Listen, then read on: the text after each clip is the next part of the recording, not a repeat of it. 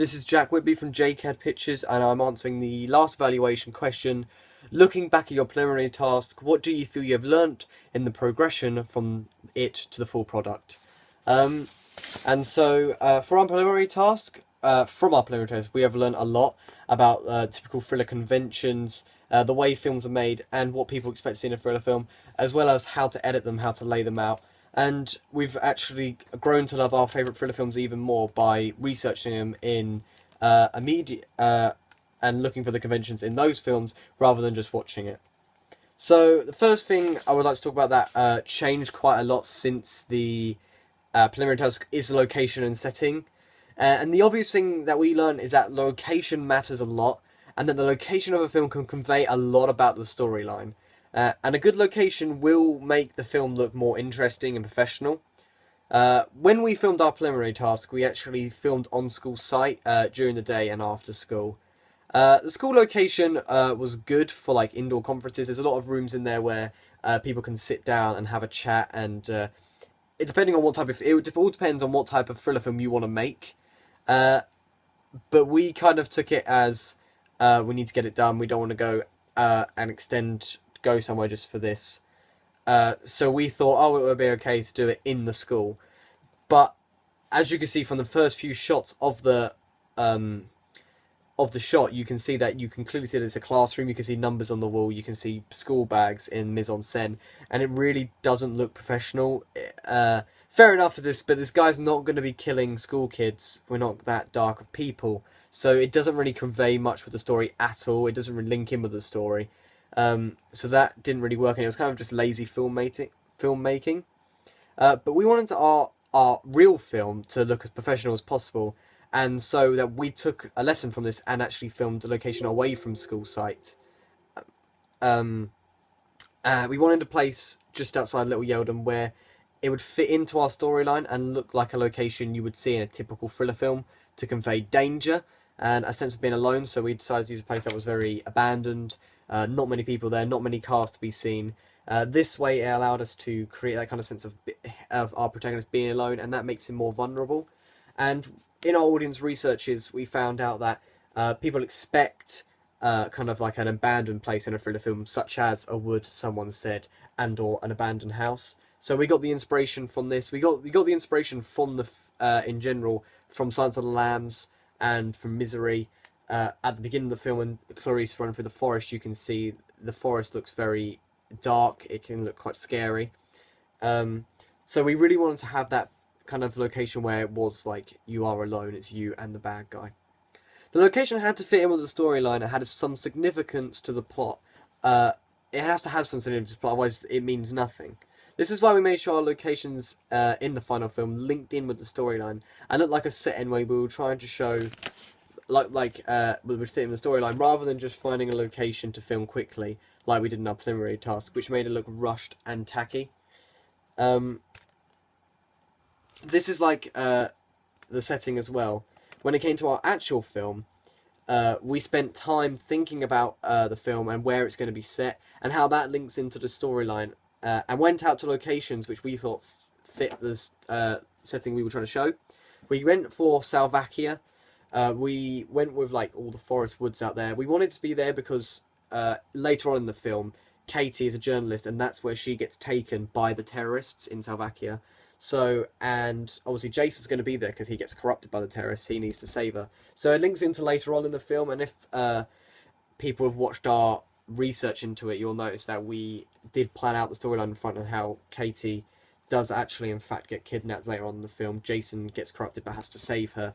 That's how it all plans out. So it does link it, and we did spend time thinking about it, as well as the flashback scene. We wanted it to make sure like it was a nice, calm house that it's ordinary for everyone. It's like an ordinary house that someone would live in, and so we conveyed that by just literally asking a family member if we could film in their house, quite a nice house, so that it kind of felt more down to earth. This is unlike in our preliminary task where we just filmed at school, but had the setting had no significance to the plot. We just quickly wanted to film a guy walking from one room to another, sitting down and talking to someone.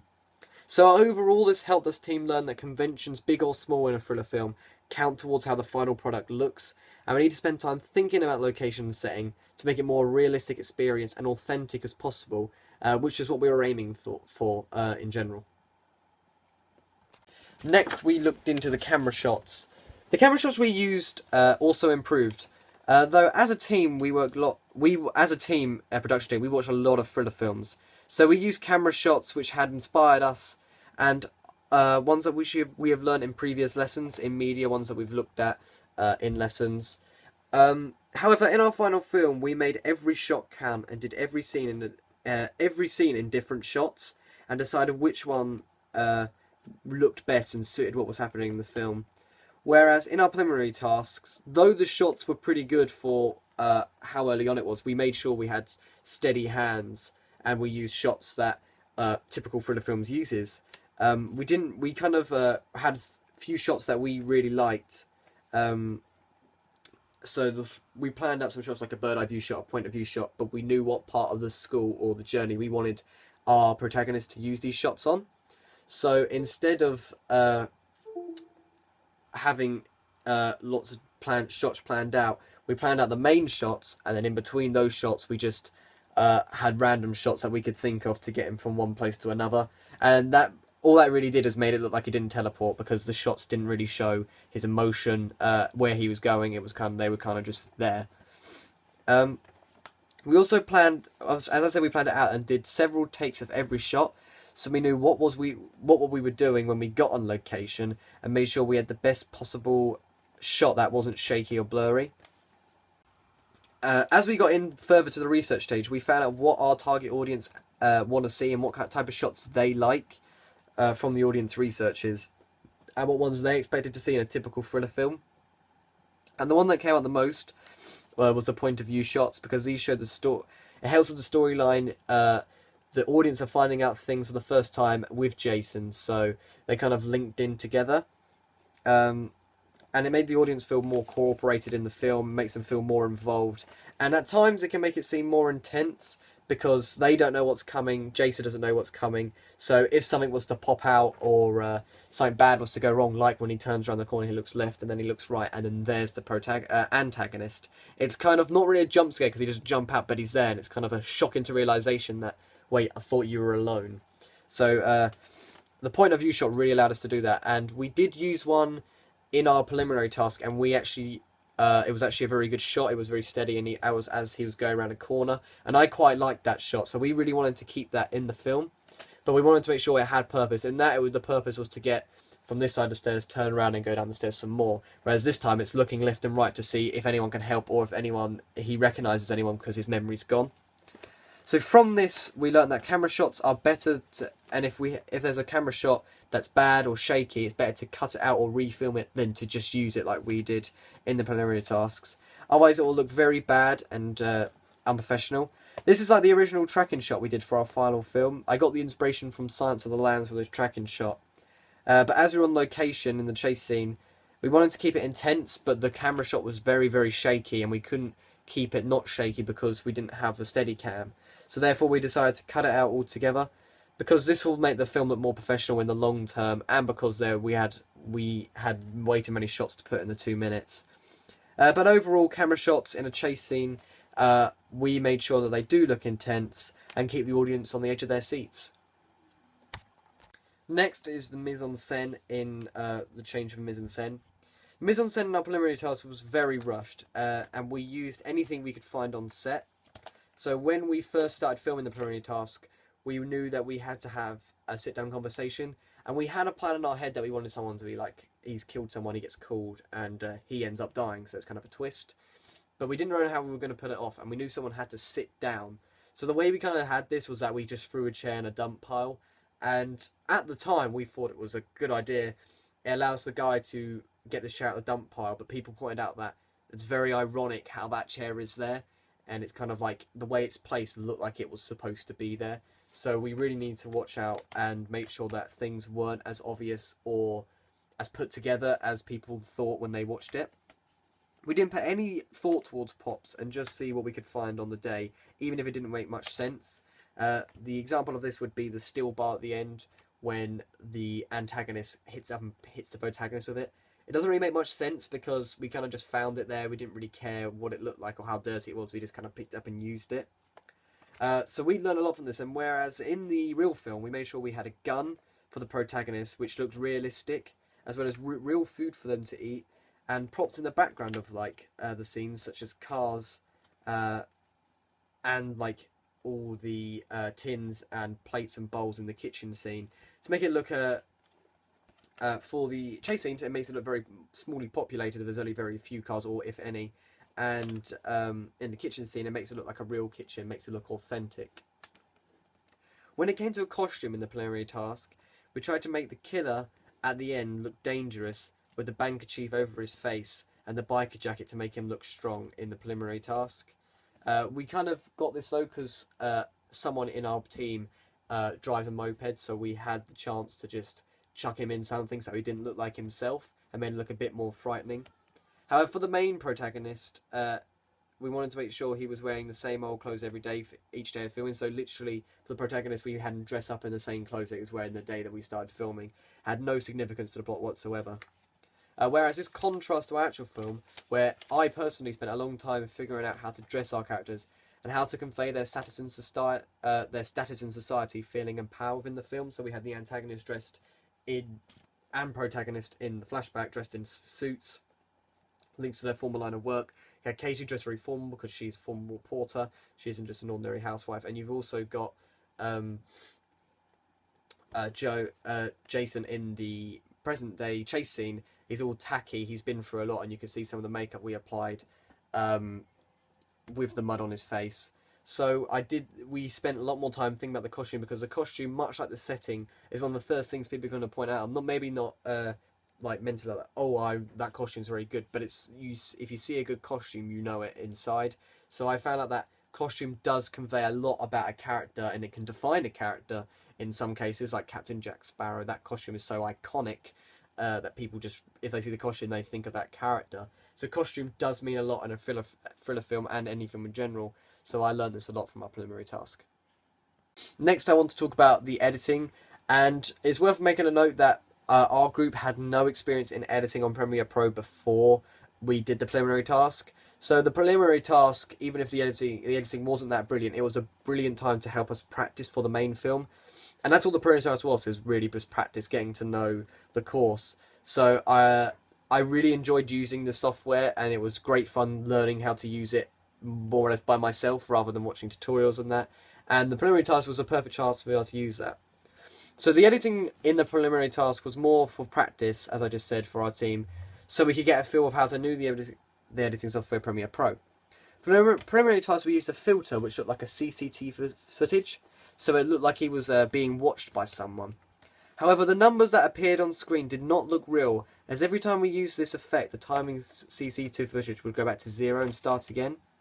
So, at the beginning, the very first shot is a CCTV footage, and it doesn't look that particular anyway, because you can see that it's just a timer that's just started going off. We didn't want it to have black and white, because then you can't tell it's CCTV if you have the number you do. However, the numbers just kept going up, which was passable, I suppose, for the time. But then later on in the film, there is another shot where he walks around the corner. It's a very short shot, but we again use that CCTV footage, and the timer starts again. So already the viewers can tell that it's not actually a real CCTV footage, and that does not help with the look of the film. It makes it look very rushed, and again makes it look not very professional, which is, we wanted our main film to look professional.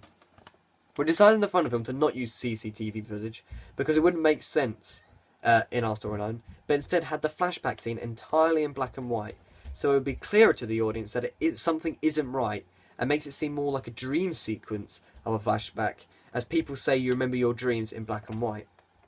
When it came to the titles in our preliminary task, we chose a font at random because we were running out of time and needed to get it done. They were placed randomly on the screen towards the end, which made it look rushed and unprofessional. Therefore, we learnt from this and allowed enough time in the final film to make the titles properly, especially the final title with the name of the film, Sprint.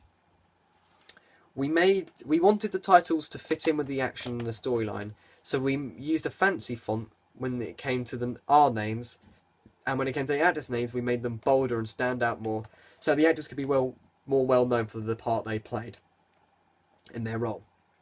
So from this whole editing software, we've learned how to properly edit films, and allow us to be more creative in our final film by speeding up some shots and doing some quick cuts to make it look more past-face and intense for the viewer. And we were able to learn that editing in a media product is crucial. When you watch the film before edited and after, there is a huge difference, especially if a certain scene needs to be edited. For example, when before we edited the flashback scene was in colour, it does have a completely different effect. It just seems like it's cut, especially without any of the fading or quick cuts. It just looks like it's just out of place. And even when not black and white, it looks like it's the modern day still. So by having the black and white, people can tell, maybe not sure that it's a flashback, but they can tell that it's different and something's not quite going right. And thanks to Premiere Pro and the editing, we learned that this is very crucial to our thriller film.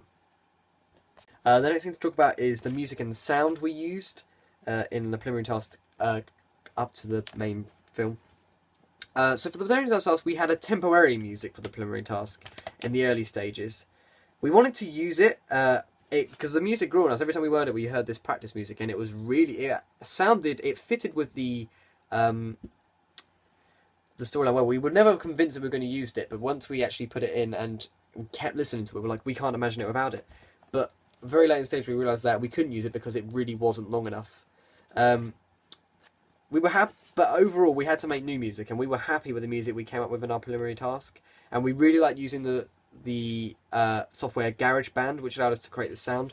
We had one main guy, Anthony, who was designated to music, and we often went over there as a team to listen to the music, and we really liked the way that in the preliminary task we used GarageBand, and we liked the way you could pick off certain instruments and put them together in a melody, and you could create some really interesting sounds. So it was really fun using that to make a sound that would fit with our film in particular. However, though we really liked the music, it failed to make the intense feel we were going for. It was kind of too upbeat, especially towards the end. I'll put an example of the music in now.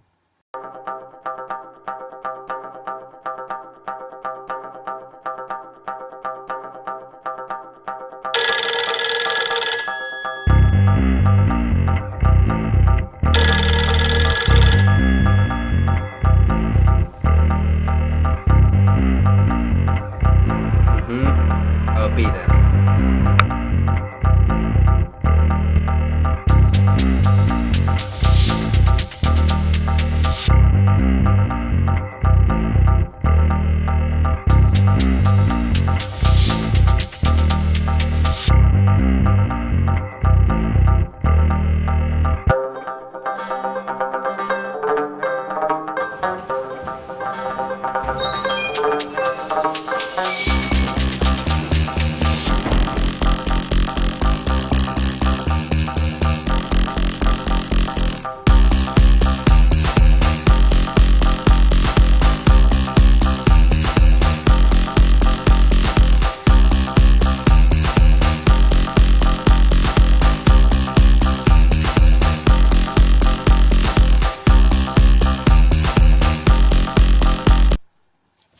But this music really was too upbeat for us. We didn't really. It kind of just sounds. It does sound very actiony, but not for the intense action that we were going for. Because obviously it's supposed to be a bit more dark and mysterious. He's going to meet this character. People don't know who this character is. Whereas in our final thriller film, we decided to take a different approach and try to rearrange a music and making our own intense music out of it. We found it's a bit more of a challenge, but we liked the overall outcome as we achieved the music. We achieved what we were trying to do, and the music sounded intense, which went well with the chase scene, which we failed to do in the preliminary task. And the thing I like most about the music is in the third act, after the flashback, the music really picks up. It has that kind of glimmer of hope. I'll put an example in now, which I mean by glimmer of hope. But then he still has to keep on running, and it really does create that sense of the incredibly fast-paced chase. I wasn't a big fan of the music at the start. I feel like it was a bit too loud at parts. But I do like the flashback scene because I think it's very more peaceful and it makes people think they can be a bit more relaxed. Whereas when they see the mysterious biker, the music picks up tempo again, then people realise he's in danger. And we didn't have any of this tempo change in our preliminary task. And I think this was a positive from our main film because it really gives that different feels. Even though it's only 2 minutes, you get a different feel of music and a different feel of an overall atmosphere in these different scenes. Whereas in the preliminary task it was the same music and it didn't really fit, and especially in the preliminary task the music cuts off at one bit and then seems to start up again. So it seems like completely two different parts of music because we didn't really fade them together very well. So we definitely learnt from that mistake.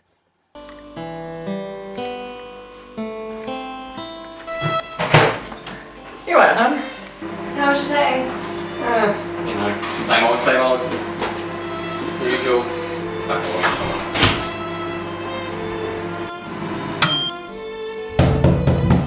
What was that?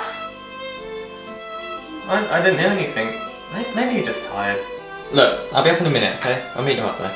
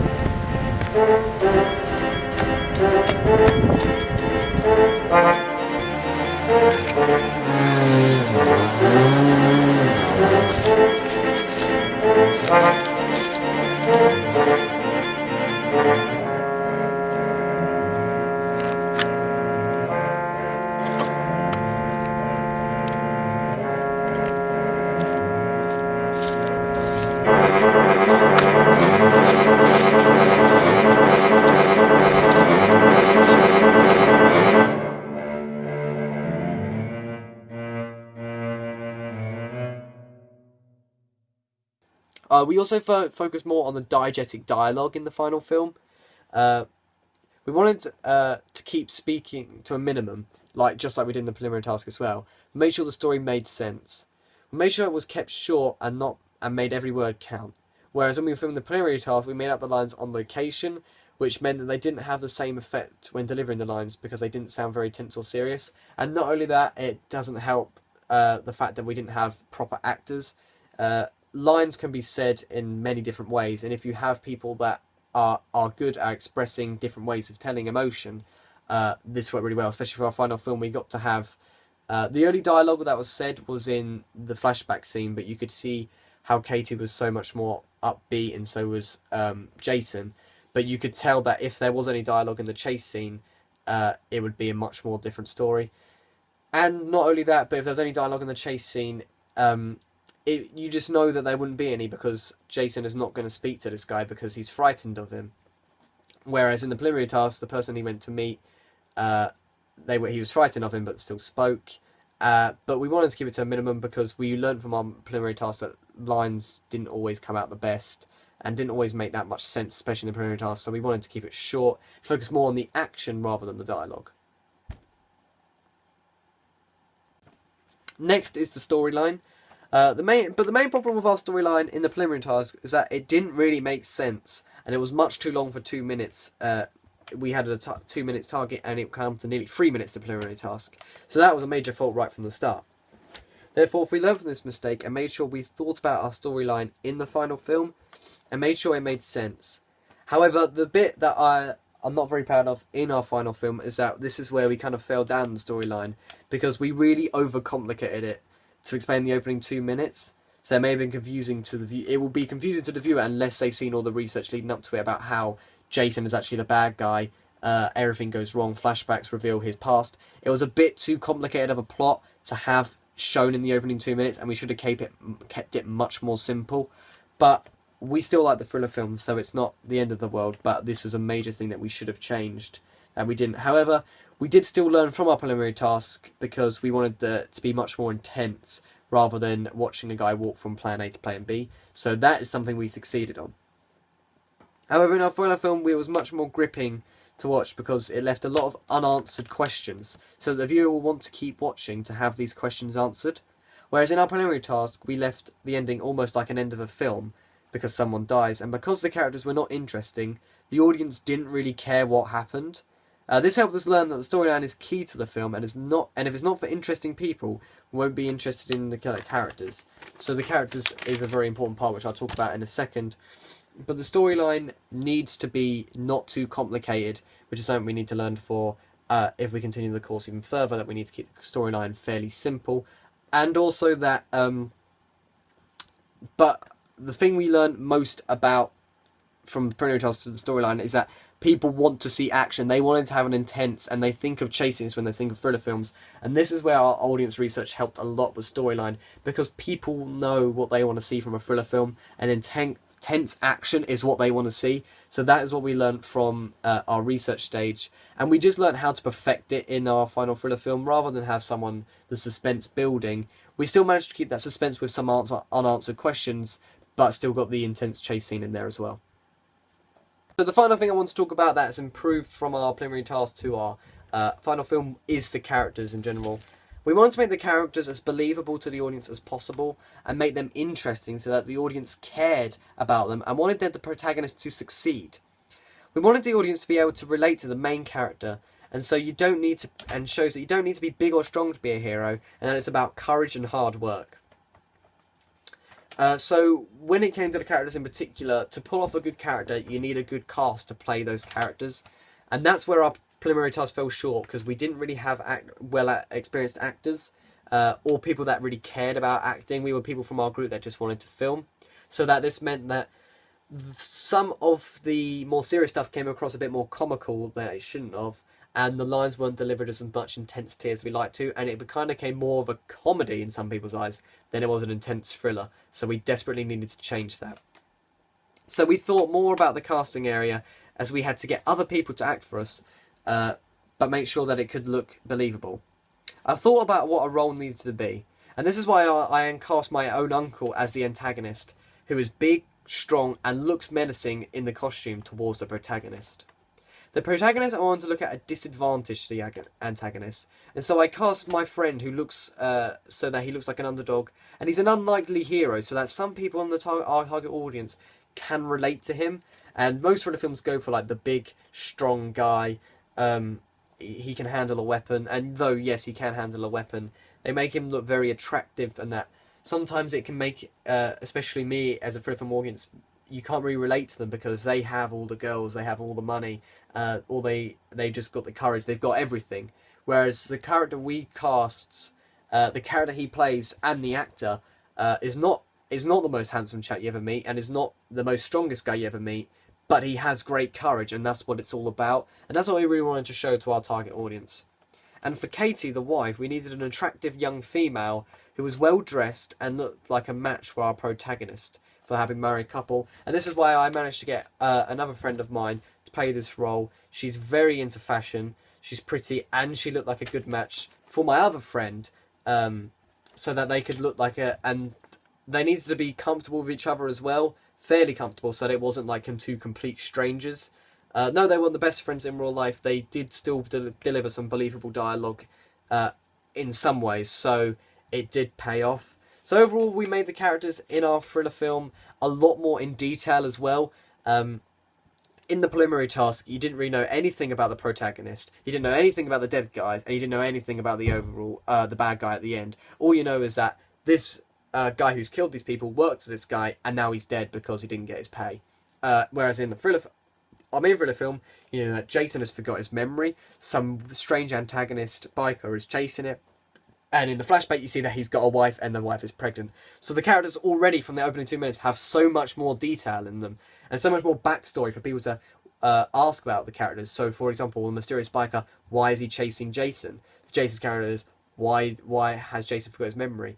Katie's problem is, how's his wife doing? Where is she? How have they had the baby yet? There are so many questions left unanswered for these characters, which not only makes the audience more interested in the characters, it makes them care about them, especially Katie the wife and protagonist Jason, because they have a family they're trying to build, and everything's going downhill, and people do like to see a happy ending. So this is going to keep them on the edge of their seat. Are they going to live happy as they've had a baby? Is the mysterious biker going to do some harm? What is going to happen to these characters in the film?